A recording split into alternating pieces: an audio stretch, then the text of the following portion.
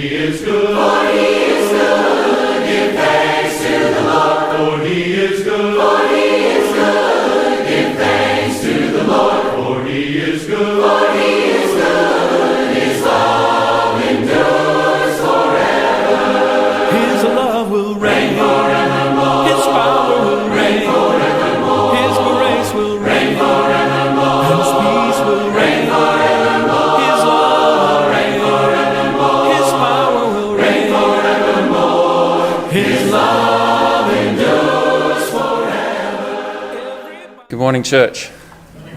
Good morning to any visitors that are with us. Certainly a warm welcome to everyone that is here.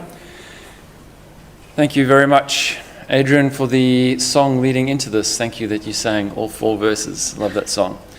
And thank you, Gerald, for the scripture reading, which was Genesis 1 through 10, in the beginning.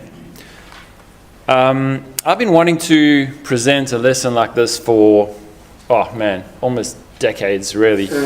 But really, every time we get far more educated and polished speakers in, they always get these kinds of topics. Because they're, just simply put, more educated and polished than what I am. And so when Joseph asked me, would I mind presenting on this particular topic, I was like, let me think about yes. So I'm so glad I've had the opportunity to do that. For those of you who followed on in the scripture reading, Genesis chapter 1, verse 1, put your bookmarks in Romans chapter 1 and verse 1. And then put your Bibles next to you, because how do you talk about life and matter demanding a maker using the Bible? You can't. The Bible is not a textbook. It's not a science book.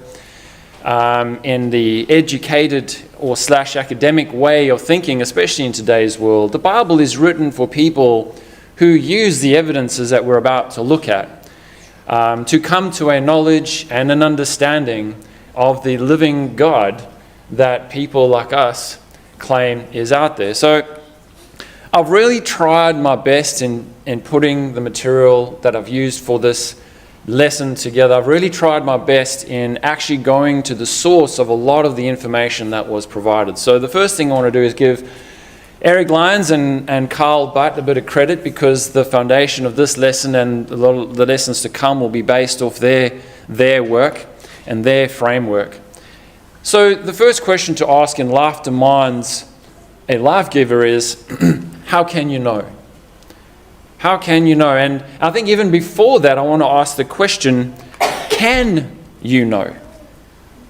And I don't mean can you know and like, are you able to know?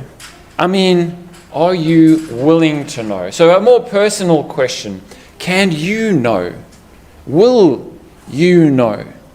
Are you willing to accept what is provided to you in terms of information and evidence? And I've kind of decided to treat this a little bit like a courtroom where God is there and the atheist is there and the Christian is there, and Lady Justice is perhaps blind, although there were certainly very interesting images when I just asked for, Lady Justice, and lots of them with holes in the blindfold. But I hope that we can all just look at this objectively.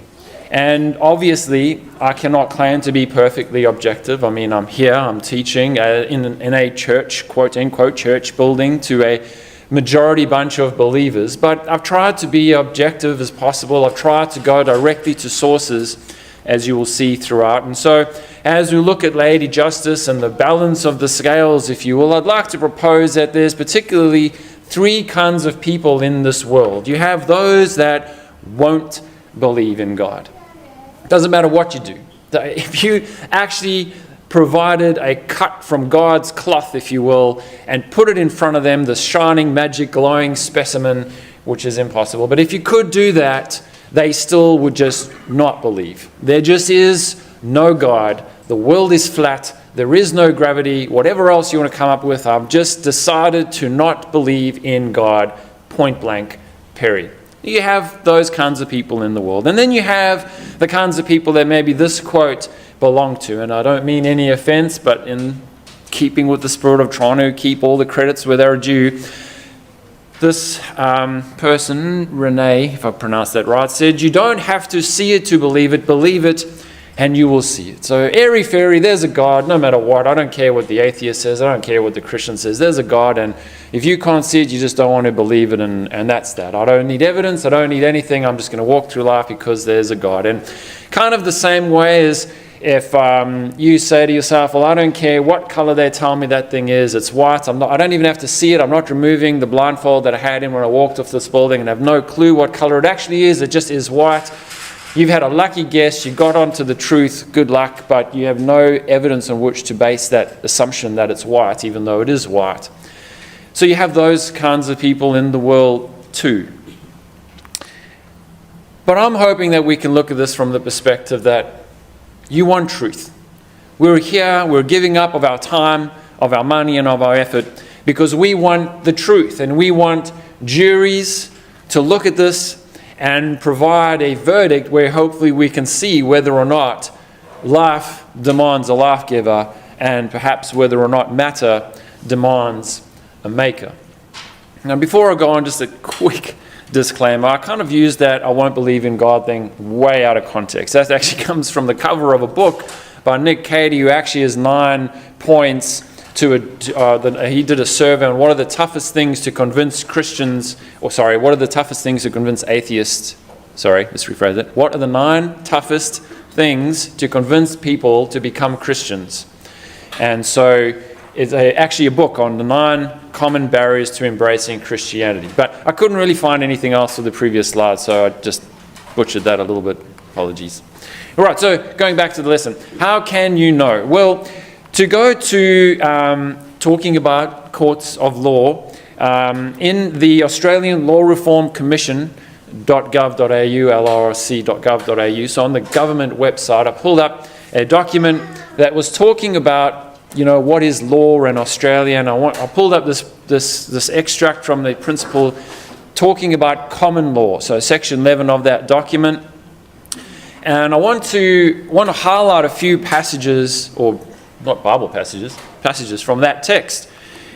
So in criminal trials, the prosecution bears the burden of proof. It's up to the prosecutor to prove his case, all right?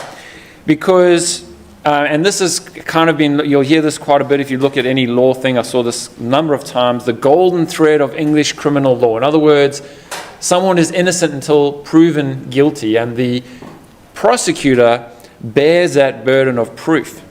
In 11.2, this principle is related to the principle that guilt must be proved beyond a reasonable doubt. And in the fine print there, which I have to go close to read, in Australia, it is logically distinct from the requirement of the prosecution must... let's start that again. The presumption of innocence has not generally been regarded in Australia as logically distinct from the requirement that the prosecution must prove the guilt of the accused person beyond a reasonable doubt. So in simple language, there's little difference logically in Australia that proving someone's innocence must be beyond a reasonable doubt from that top point, which is innocent till proved guilty. If we go to an education, an Australian endorsed education program called Rule of Law, and there's all there about us and their websites, etc. They have a module on what is reasonable doubt, what is meant by reasonable doubt. And they say in there, clearly not every doubt is reasonable. In our system, the prosecution is not required to prove the guilt of the accused beyond any possible doubt, raising the standard of proof to the level that would make it nearly impossible to secure a conviction and would prevent society from being able to police criminal behavior. So, reasonable doubt. Not every possible doubt, just every reasonable doubt. And Senior Crown Prosecutor Marky Tadashi, AMQM, so AM apparently means he's a member of the Order of Australia, and QC means he belongs to an association called the Queen's Council. Now, the QC apparently is you have to serve a certain amount of time as a lawyer, you have to serve a certain amount of time as community service in lawyer or pro bono work. You have to also be recognised as someone who teaches upcoming lawyers or mentors. So he's someone who's been around the traps and is quite recognized. And he was asked in this education program, there's a video of him, that's a picture of him, and he was asked, well, how do you define reasonable doubt? And he uses the example of, can you be sure that this building will be here tomorrow? Now, I'm assuming you understand he wasn't in this building when he was talking about that, but can I be certain that this building will still be standing tomorrow? And how much money would you bet that this building would be standing tomorrow? And now, I'm not promoting an addiction to gambling, I'm just saying that I think it's safe as houses, as the expression goes, that this building will be here tomorrow. So he says, to answer that question, that demonstrates to you the difference between mathematical certainty or scientific certainty and beyond a reasonable doubt. You're using your common sense, you're using your knowledge of building structure, you're using your knowledge of the state of the world today, that there's unlikely to be a nuclear war overnight. You're using your knowledge of the geological stability of the eastern seaboard of Australia, all right, beyond a reasonable doubt. So yes, this building, or he was obviously speaking in the buildings, in the building that he was in over east when he was being interviewed, and he says, well, yes, a stray nuclear rocket or rocket could hit this building tonight. Yes, there could be an earthquake tonight. Yes, the city could just uprise and decide this building needs to go tonight. So there is no mathematical or scientific certainty that this building will be here tomorrow, but it is beyond a reasonable doubt because of our knowledge, because of our common sense, as he says, using both of those phrases, that this building will be here tomorrow. One cannot, talking about mathematical certainty or scientific certainty, one cannot look into a microscope or a telescope and see God. Similarly, one cannot hear, touch, or feel God. And just to acknowledge the fact that I'm probably not completely objective, I believe I am, to be honest, but I'll be honest, or I'll give credit to that comment. I believe I've not physically heard or felt Jesus or God in my life, but I do believe in my life, after having accepted him, I've seen and felt him working in me, and in the decisions that happen to me and around me and for me, I see his hand. So let's stick with mathematical and scientifically. One cannot physically hear, touch, or feel God. One cannot prove scientifically, elementally, or atomically the existence of God. And so, how can one know that God exists? All right, so with all of that in mind, how can you know that God exists? Are you willing to perhaps know that God exists? How would a supercomputer prove it had a creator? How would a supercomputer prove it had a creator? Well, I thought I'd ask one. How were you created? Yes, I am the creation of OpenAI, a research organization focused on artificial intelligence. I am based on the GPT 3.5 architecture, which stands for Generative Pre-trained Transformer 3.5. My underlying technology involves machine learning and natural language processing, allowing me to understand and generate human-like text based on the input I receive.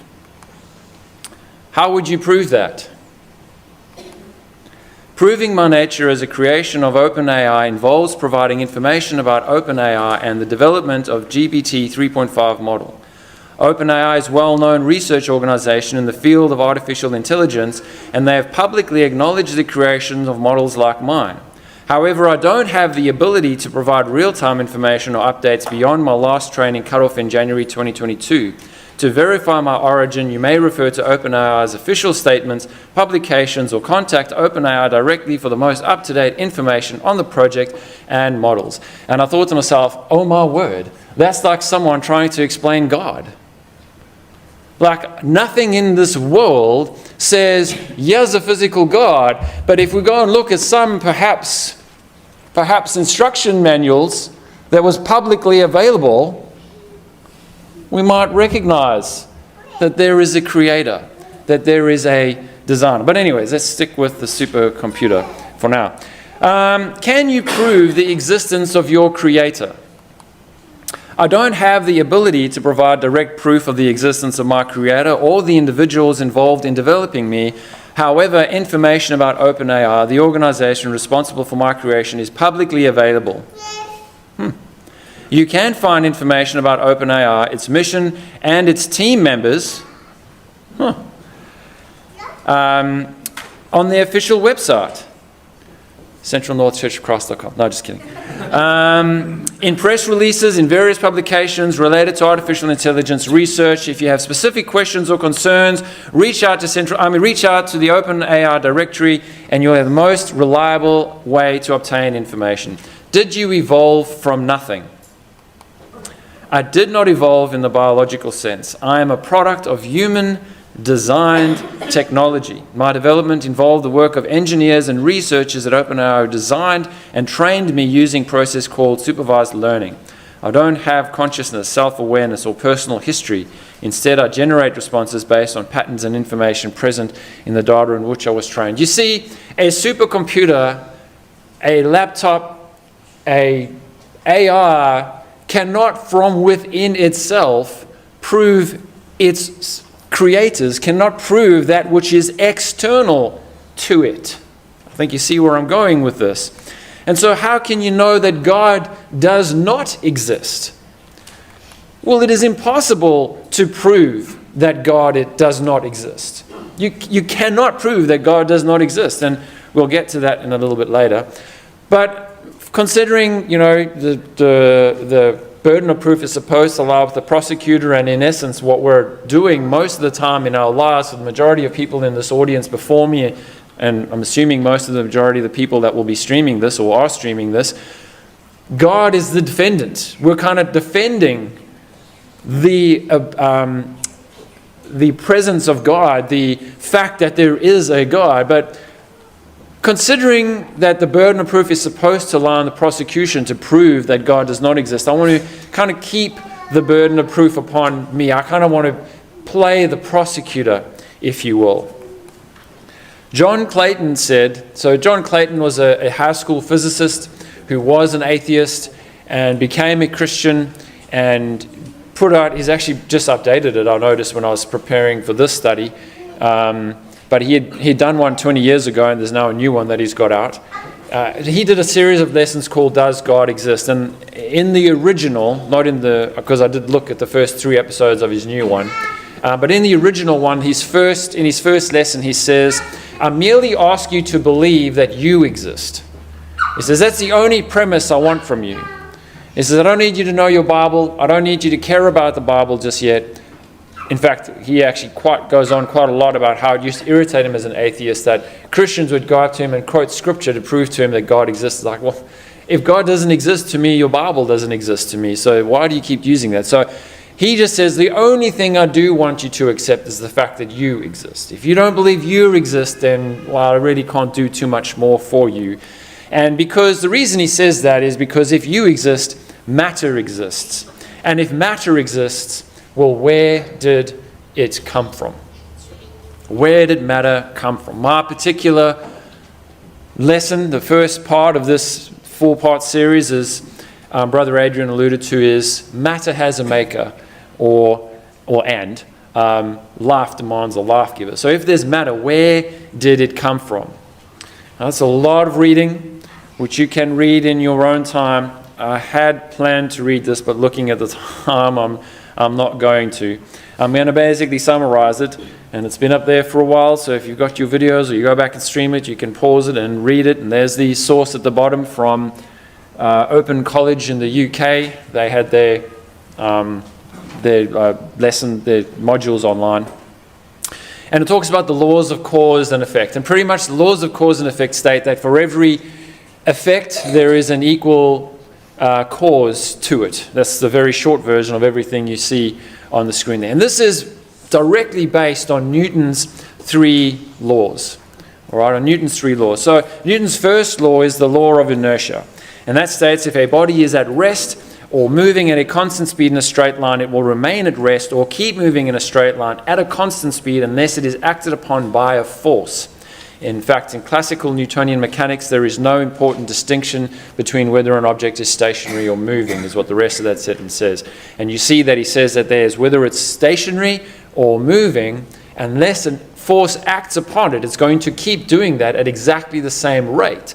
And it is because of this that, hey, we discovered things like friction, because he worked that out, and then he worked out, but if you do push a ball along a table, the ball eventually stops if the table is perfectly level, and that's because there's a force acting on it. That force is called friction. So the law of inertia. Objects want to remain in the state of energy in which they're at. We're going to come to that a little bit later, sort of byproduct of the first law. Newton's second law is a quantitative description of the change that a force can produce on the motion of a body, and it states that the time rate of change of the momentum of a body is equal in both magnitude and direction to the force imposed on it. The momentum of the body is equal to the product of its mass and its velocity. Momentum is like velocity, and velocity is a vector having both magnitude and direction, is what's missing there. Okay, so the short version of that is, if I drop my Bible onto the floor and all of a sudden a crack splits down the building up and down, no one's going to think it's because I dropped my Bible on the floor. It just doesn't have the momentum or the acceleration, or the mass, sorry, is what I was looking for, the mass or the acceleration, F equals m times a, to generate that kind of a reaction. And so there must be an earthquake or something else at play. So it's that idea that force is equal to the mass and acceleration. There must be an equal reaction. You can't have an ant pushing over this pulpit and think, or if you see the pulpit fall over, you think, oh, where's the ant that dislodged it? You know, you recognize that something of the ability to do so has done that. And his third law of action and reaction states that when two bodies interact, they apply forces to one another that are equal in magnitude and opposite in direction. Okay, I kind of sort of glazed over the third and second there. The third law also is known as the law of action and reaction, and this law is important in analyzing problems of static equilibrium, where all forces are balanced, but also applies to bodies in uniform or accelerated motion. And that highlighted part there, these forces are described as real ones, not merely bookkeeping devices. In other words, this is physical forces and they're physical actions. It's not just something that you write on paper, like, oh, if a fly flies into a train, it stops the train because theoretically before something can move in an opposite direction, it has to stop. And if the fly is stopped before it can go in reverse, that means the train must have stopped because they're touching each other. That's bookkeeping. Okay, yes, it sounds great on a piece of paper, but I've never ever seen a fly stop a train in my life before. And so I realized that in real life, this is not a real thing. And so what Newton's law is stating is that these are real forces. These are real things. It's not just bookkeeping. It's not just theory. It's actuality. In New South Wales, their Year 11 science module, they have a whole module talking about cause and effect observing. And the reason why I wanted to highlight that is because that this is not made up stuff. This is real stuff that we educate our kids with in a current modern day curriculum where evolution is not taught to be the theory that it is.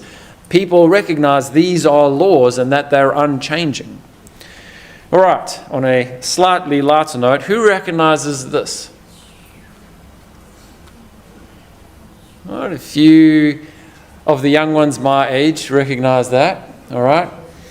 The first time I showed my kids this, they were like, what is it? Do you stick that in like a VCR, or do you use it to keep your Lego bricks in order, or what? So, I see some wives explaining it to their husbands. Awesome stuff. All right, so this is where you used to keep your, wait for it, telephone numbers. All right, so you would open that up, you'd push the little silver thingy, and the flap would spring up to the letter on which you had the slider thingy. And hey, everyone, in this case, I think that's on W. So everyone with the surname W would, you'd have their names and numbers in there. So yes, that's an old-fashioned flip Rolodex type thing.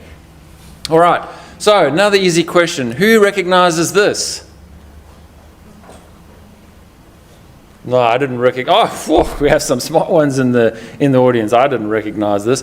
All right, first law of thermodynamics. That's the equation for the first law of thermodynamics. Again, a lot of fine print. I just want to concentrate on what you might struggle to read there. You might have to go back and look at the recording.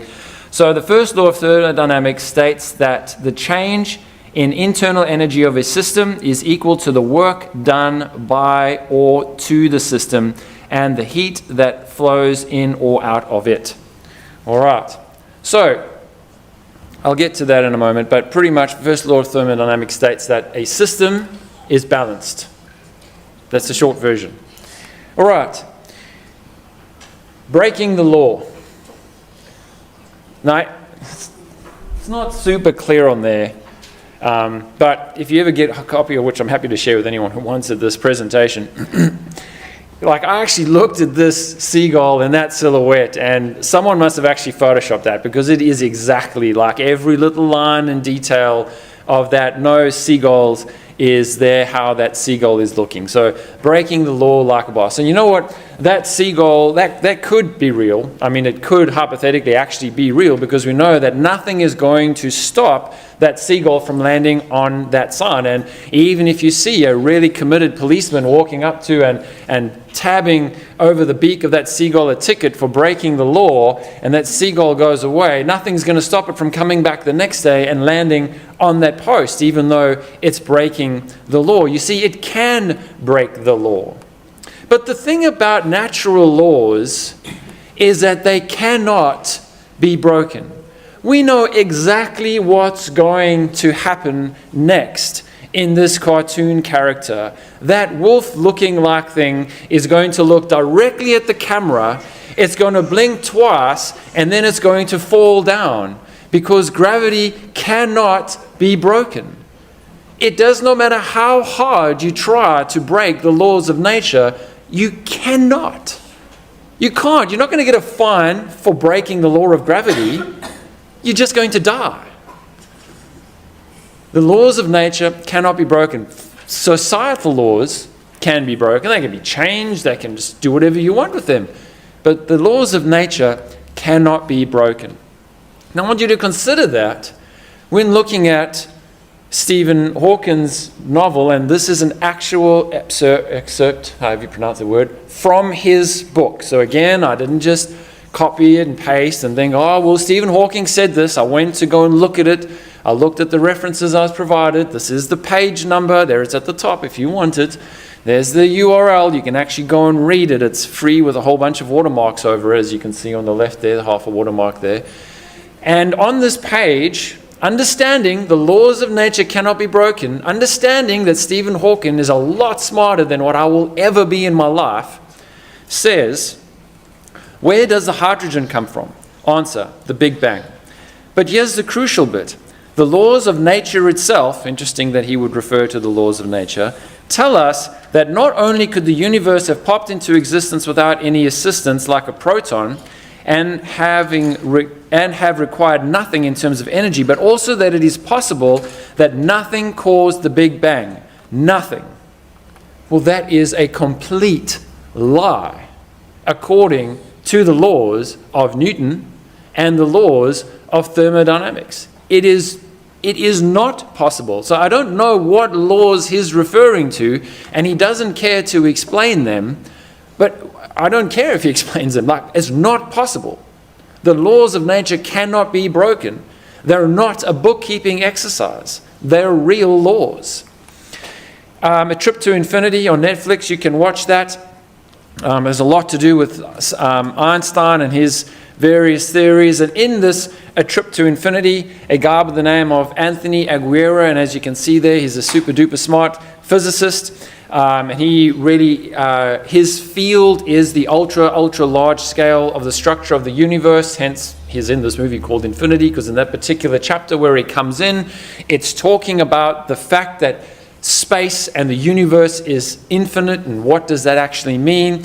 And he proposes, talking about the universe and its infinite largeness, that if you have an infinite amount of time, you could take an apple, and you could put it inside a cube and seal the cube up. And now inside this cube is a real live apple. And there's nothing that can go in and out of this cube. And what's going to happen to that apple? Well, he says eventually it's going to decay and become old, and eventually break down, and eventually become dust, and eventually just become nothing. But what will eventually happen, given an infinite amount of time, is the fact that the particles can become an infinite amount of puzzle pieces and an infinite amount of puzzles. And eventually what will happen is, at some stage, these infinite particles will just magically relock and become a proper apple again. And that's how the universe came to be. It's aging, it's expanding, and we're going to infinitely eventually become nothing and dust, and eventually going to infinitely become a living, expanding, beautiful universe again when the atoms rearrange themselves into this.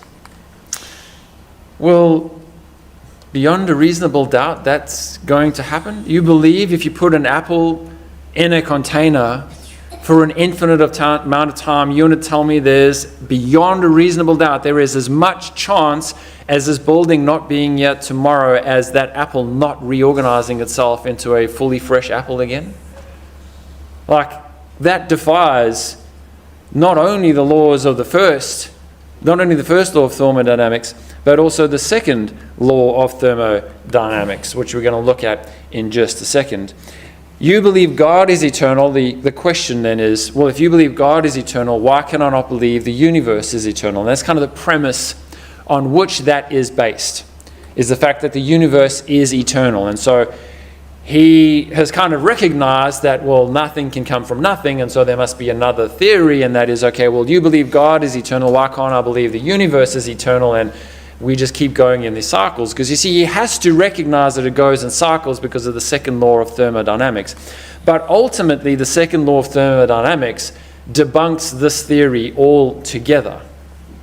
All right, unless you break this law of nature, which we know is unbreakable, unless you're writing a book and you just choose to ignore the fact that it's unbreakable. I mean, that is one option. It becomes a bookkeeping exercise.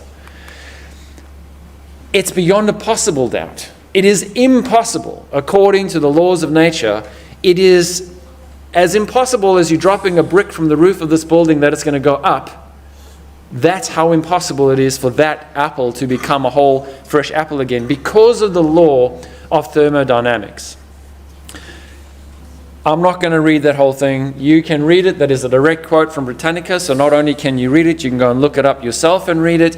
But simply put, the second law of thermodynamics states that colder things cannot make things hotter. And that sounds daft, but it's not really if you think about it before you've proven all of this, because, well, hotter things can make cold things hotter. So why can't... no, sorry, it's the reverse way around. So just ignore that. Colder things can't make things hotter. And hotter things can't make cold things... Yeah, move on before I completely confuse myself. So colder things can't make things hotter. In other words, energy cannot be put into a system. A system moved into chaos cannot spontaneously return to its original state.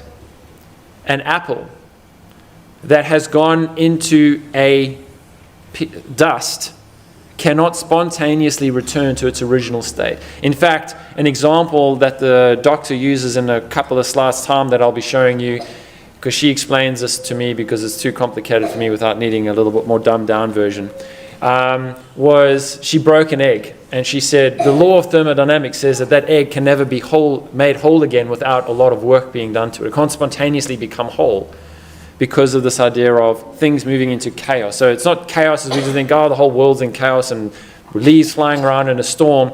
Chaos just means not in the ordered fashion that it was in the beginning. All right? A system moved into chaos cannot spontaneously return to its original state. If you pour milk into your coffee, the milk's not going to automatically separate itself from the coffee, from the water. Things want to be at an equal temperature. Things are looking to be at equilibrium all the time. And it kind of relates back to Newton. And it is because of the second law of thermodynamics that we even have a Big Bang theory, because scientists no longer debate the fact that this world, this universe, had to have a beginning. Because of the law of thermodynamics. If we have heat, being provided by the sun, how did the sun get its heat? What's going to happen when the sun runs out of its heat?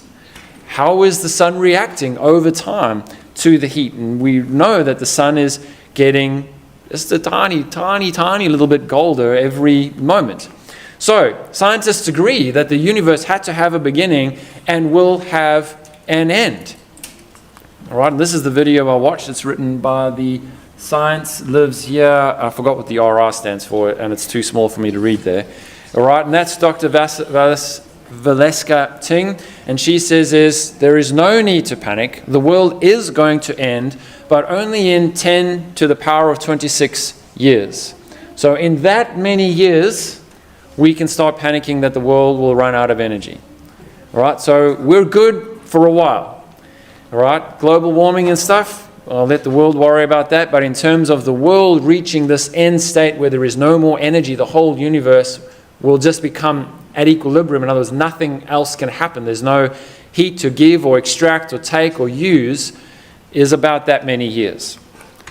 And so this brings us then to, well, life must demand a life giver. If matter demands a maker, the fact that there is all these laws for life to come from somewhere, energy to come from somewhere. In fact, even my wife and I went to watch a thing at SciTech. Well, we didn't go to watch it. We went there for the kids, and one of the shows that they had on there was the origin of life. And man, okay, I'll move on because I'm running out of time. But the short version is, in the midst of this crazy narrative, like, talk about beyond reasonable doubt and just spinning your mind out with, are you watching slapstick comedy or are you watching science?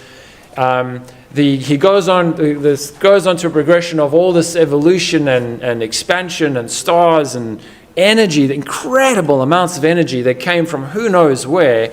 But what kick-started life was, wait for it, and I quote, proteins in the depths of the ocean that were there at the time that were designed, that was the word that was used, designed to give life when receiving light. Who designed them? I don't know. Why they used that word in the midst of this show, I don't know. But it just hit me like a ton of bricks. After all of this, these cells were designed to, sorry to say that again. Life demands a life giver. All right, again, that's a lot smaller than what I anticipated, so I apologize. But for those of you with your binoculars, that highlighted section reads, while the hypothetical process, this is really interesting. So this is a paper on abiogenesis. All right, it's from Britannica, so you can go and look it up. There's the exact URL to this exact article. And it talks about abiogenesis. So the law of biogenesis, which we're about to look at, is, so biogenesis, bio means life, genesis means beginning. We knew the Genesis part, most of us I'm sure did. Bio means life, so the beginning of life. So the law of biogenesis is talking about how life began or can begin, whereas abiogenesis is talking about how non-life can begin life. All right? So listen to this. While the hypothetical process of spontaneous generation was disproved as early as the 17th century and decisively rejected in the 19th century, abiogenesis has been neither proved nor disproved. Decisively rejected, but neither disproved nor proved. Like, that doesn't even make sense to me.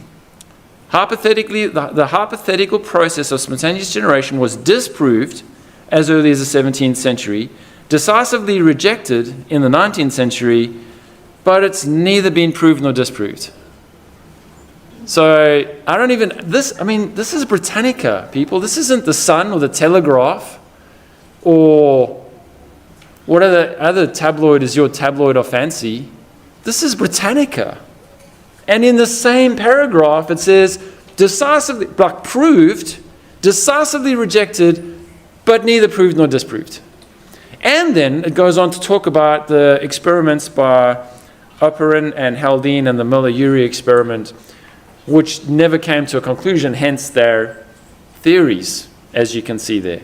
the operant-Haldane theory and the Miller-Urey experiment, and there was no conclusion. Like, you can go and read this, you can see if I'm making, what I'm making up, what I'm not making up, what I'm making fun of because I'm biased and I'm not objective, or whether this is real things in the real internet, quote, end quote. But they do talk about there the fact that it was decisively rejected and those experiments. So Louis Pasteur was the person in the 19th century that decisively proved, and where this ultimate rejection came from, because he proved that if he took a broth and he put it in these specially designed swan neck flasks where no life could get in but air could still get in, the atmosphere could still act on it. I don't know how he got it right. Don't ask me, I'm not that smart. I tried to understand, I couldn't in the time I had to prepare for this lesson, but he had designed these things where no life could get in, but air could still flow, because that was the problem in the 17th century. In the 17th century, they did the same experiment, but they made the jars airtight. And so the conclusion was the experiment was rejected because they said, well, no living organism can survive without oxygen, and so the experiments were rejected. But then Louis Pasteur designed these flasks where there could be airflow and everything that's needed for life, and he put this broth in there, and hey presto, never anything living grew or came into this broth, no matter how long he kept it for. And that's the experiment that they're talking about, where it says it was decisively rejected in the 19th century. That's Louis Pasteur's work. So legally, when you cannot prove something, even though it was proved, and the same article says it was proved, so I've yet to reconcile that complete contradiction in an academic writing and publication. But let's go with the not disproved section for now and move on. Legally, if something cannot be proved, it's unfalsifiable or speculative. All right? Like, you cannot prove that there's no God. That's why there's just a speculation there's no God, because it's a theory. You can't prove it. It's impossible to prove there's no God. So it's a speculation. We're speculating that there's no God, and cannot prove the speculation beyond a reasonable doubt that there's no God. Whereas we're just kind of sitting on the side where we're wanting to say, well, beyond a reasonable doubt, there has to be, whether or not you want to call it God, there has to be a designer, a life giver, a maker of matter, something outside of the universe that's powerful, big enough, omnipotent and omniscient enough to create the universe, because of all the laws that have been proven within the universe that are unbreakable. They are unbreakable. You cannot break them. So example, prove that pigs will never be able to fly. We all say, oh, when pigs fly. Why do we say that? Because we know that that's never going to happen. Well, prove to me that that's never going to happen. Well, you can't prove it's never going to happen. You cannot prove that this pulpit's never going to get up and walk out of here because it's tired of having Bible bashers like me stand before it. You cannot prove it. It's impossible. So George Walt was a staunch atheist, and he apparently wrote this article or this book, which says, when it comes to the origin of life, there are only two possibilities: creation of spontaneous generation, creation or spontaneous generation. So those are the only two possibilities. And the reason why I say supposedly is, like I said to you in the beginning, I really made every effort to go and find the original author's work and the publication. And with this guy, it was a little bit difficult because I had this, and then I had this, which is written and produced by an atheist, so for whatever credit or value that holds. But he says, and I'll give him the benefit of the doubt, that he went to a library and he got out that publication that was referenced, and it was highly redacted, summarized, and slightly misquoted. And if the text that he produced, which was quite extensive, and again, there's all the links and the URLs, so you can go and do all of this yourself if you feel the need to.